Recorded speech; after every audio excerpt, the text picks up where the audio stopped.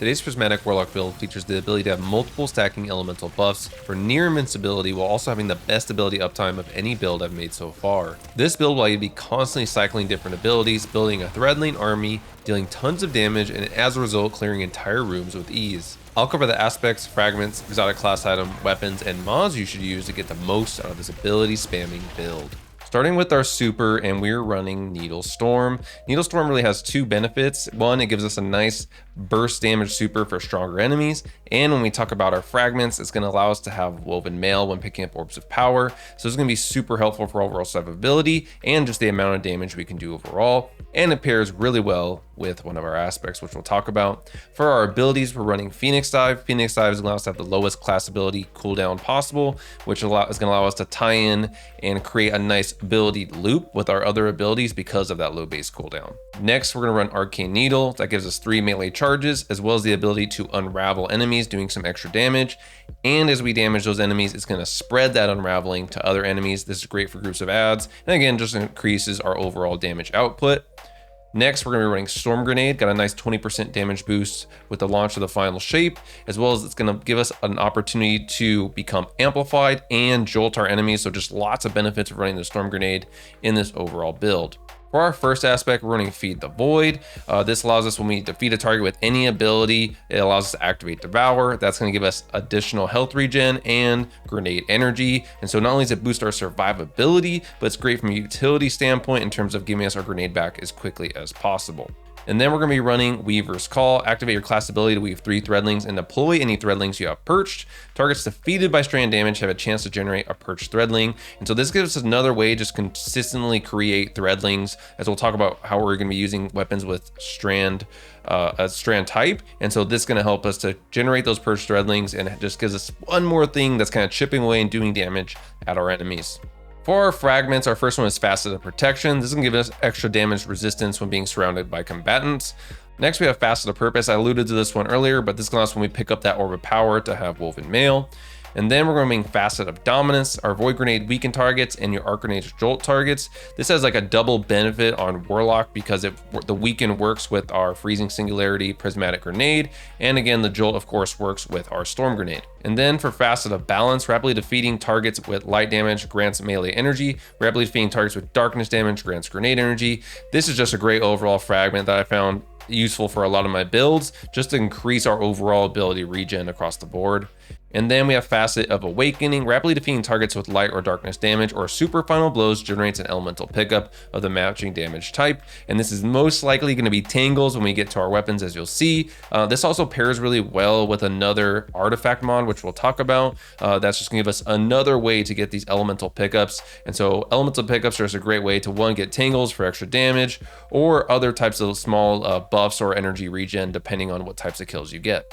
Getting to our exotic class item, and the perks we're running here is Spirit of Inmost Light. Using ability empowers the other 2 abilities, granting them improved energy regeneration. And so this is what really helps make this whole build go even more, because as you use one ability, you're gonna get a 4 to 5 second cooldown, and it's gonna give you that increased regen on the other 2. So if I'm using Phoenix Dive as an example, that's gonna increase the regen of my grenade and my melee for about that 4 to 5 second mark. And then you can kind of cycle through. And what's nice about this, as you're using abilities, you don't have to think a lot in terms of increasing that ability regen. This is just gonna always be constantly running in the background. Now I do recommend trying to wait till that 4 second cooldown gets all the way to the bottom, so you can get that full 4 seconds and then get a fresh 4 seconds when you use the next ability. However, if you got to use your abilities, you got to use them. But this is a great perk here. And then we've got Spirit of the Swarm. Destroying a tangle spawns threadlings, and because of how our build is set up with those elemental pickups, we're going to be spawning a lot of tangles, and then those threadlings are going to be coming out of those tangles, and that pairs perfectly with our Aspect Weaver's Call, where the strand damage is going to have a chance to generate perched threadlings, and then the Swarmer, our tangles are going to spawn threadlings, and so all that is just going to kind of feed into itself to make tons of threadlings, and again, just even more chip damage. And we're going to talk about how to make our tangles as powerful as possible when we get to our artifact. For our weapons, there is no better weapon to go with this build, in my opinion, than Final Warning. Of course, the Call is actually a great choice as well, or really any strand weapon, but Final Warning is just so powerful, especially with the Catalyst. Not recommended enough, and it just felt perfect for this build. I also just love Final Warning in general, so sorry if you guys see it a little too much in my builds, but it is a great choice nonetheless, despite my bias for this build, just for overall damage output. And again, great for just creating some of those purge threadlings, getting unraveling rounds, just so many different things that this thing can do that ties into the overall build. And then I just paired it with Indebted Kindness, but for these next 2 slots, you can really run whatever you want. Having Indebted Kindness or some kind of Arc Solar or Void weapon would be useful, just to give you some more ways to generate that light energy for Prismatic. And then Pro Memoria is my machine gun. I went with a strand option here as well, just to make sure I'm outputting as much strand damage as possible. Then getting into our artifacts, we're going to be rocking Elemental Siphon. This is one I talked to or mentioned earlier in terms of giving us another way to generate those elemental pickups with rapid final blows with a kinetic weapon or a weapon matching your equipped super. Hence Final Warning. So it's gonna give us a chance to get those tangles. And then Threaded Blast, I think, is a huge part of this build. Ability to destroy a tangle with a strand weapon creates a larger, more damaging explosion. And so this will also now release the threadlings, remember. So not only we get the damage from that giant blast, which is a lot, and it's a very large blast, but it will also allow us to get those threadlings for that extra damage. Radiant Orbs is great because then it's gonna make us radiant, allows us to output even more damage with our Final Warning. We got Galvanic Armor. So when we're amplified, we're gonna have increased damage resistance when we have an Arc or Prismatic subclass equipped, and so our Storm Grenades can help take care of that. Then we have Shield Crush, so when we have Woven Mail, we're going to recharge our melee faster and do more damage. And then we're amplified to Radiant, our grenade recharges faster and deals more damage, so we're going to have both these going basically almost all the time. And then Transference gives us a stronger grenade and melee damage while Transcendent, and then Weapon Final Blows while Transcendent refund light and dark energy. So this creates a nice loop, allows us to get our Transcendence as fast as possible.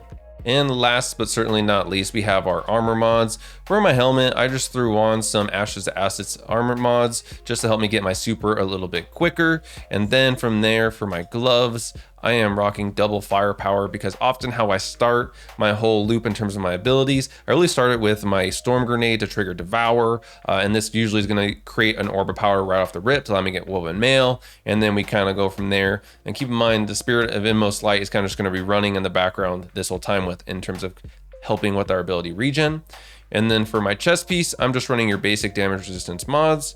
For my boots, I ran your basic kind of regenerate my health with Better Already, reduce melee cooldown with Invigoration, and then reduce all ability cooldowns with Absolution. So just kind of a little bit of health boost, but overall just helping with that, again, that ability regen even further as if I even needed it. And then since we're gonna be popping Phoenix Dive a lot, we got Outreach, which reduces our melee cooldown when we use Phoenix Dive, and then Bomber, which will reduce our grenade cooldown when using Phoenix Dive. And so when you combine all this, you get some insane ability cooldowns. Overall, I hope you guys really enjoyed this build. I had a lot of fun with it. I actually wasn't expecting to be as powerful and potent as it became, and it was nice to have also an instant damage super that could do just a lot of burst damage to enemies as well, or help just clear room in a pinch. But overall, I didn't really need it as all that much, except for some really powerful yellow bars because of that insane ability regen I got in this build. And I also didn't think the threadlings would be as impactful, but at some points they were just everywhere, bouncing around, killing little ads and just triggering Devour and just giving some, or I should say another way to get some ability regen. So don't underestimate the power of Spirit of the Swarm. It is quite a good perk on the exotic class item, especially when you combine it with Threaded Blast and the damage that produces. But let me know some of the cool exotic class item combinations you're getting. I'm still kind of going through and seeing which ones are interesting, but I'm interested to hear which ones you guys are getting that you found the most interesting that you're using in some of your builds.